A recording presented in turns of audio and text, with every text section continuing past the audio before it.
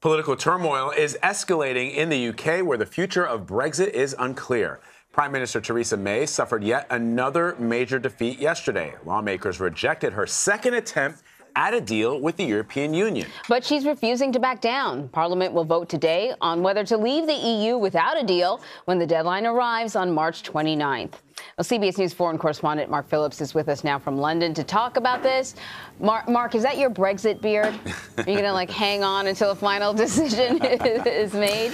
Like the playoffs. Yeah. So give us the latest. What's going on with Brexit, and why did lawmakers reject Theresa May's plan yesterday? Well, there were a lot of different reasons, depending on where they stand on the Brexit spectrum, as to why it was rejected. Those who want a clean, immediate break from the European Union reject the deal because they say it maintains too close a relationship with the EU and would leave the UK too subject to EU rules, particularly as something I'll get into a little later, with respect to what happens in Ireland.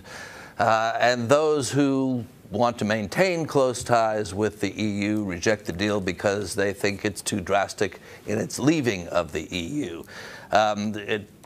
Years of negotiation, a couple at least, have gone into producing that deal.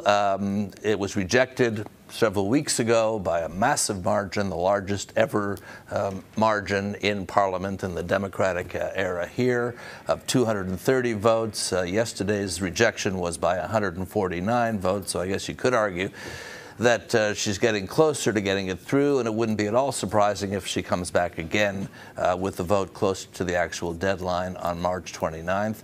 And that's where we stand on that vote.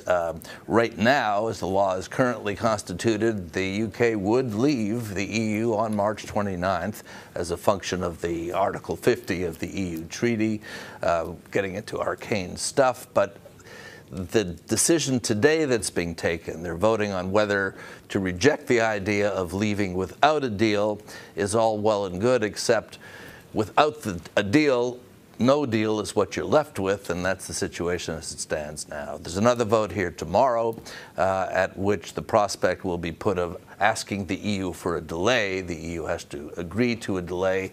It's thought that's probably a likelihood, although how long the delay, whether it would be weeks or months or even the suggestion is another couple of years, we're still waiting to find out. And Mark, what is the future of Theresa May? And after all these crucial defeats, I mean, what is possibly next for her? Well, nobody knows. Nobody knows any of this stuff.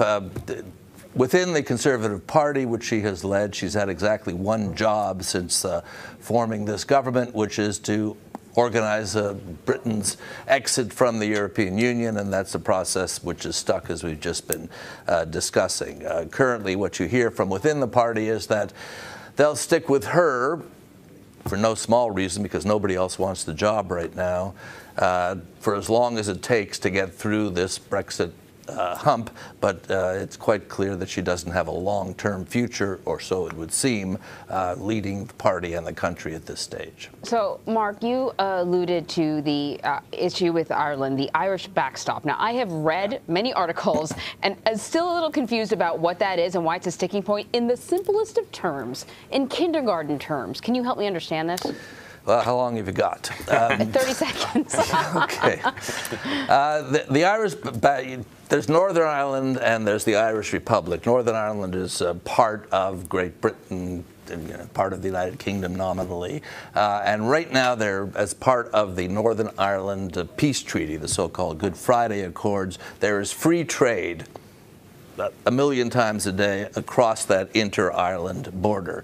The EU, trying to protect the peace treaty and trying to protect the interest of the Republic of Ireland, which is still in and staying in the EU, established this backstop, as they call it, to keep the border open no matter what happens in the absence of any deal between the UK and the EU. That's what sticks in the craw of the extreme Brexiteers here, who say that would create a border, effectively separate Northern Ireland from the rest of the UK, because it would operate under different trading rules than the UK, and that's what the hang-up is, if that's any help to you. That is a tremendous help. I get it. It really is. Yeah. Yeah, Mark, thank you so much, as always, for all that clarity Pleasure. in your reporting. We appreciate it.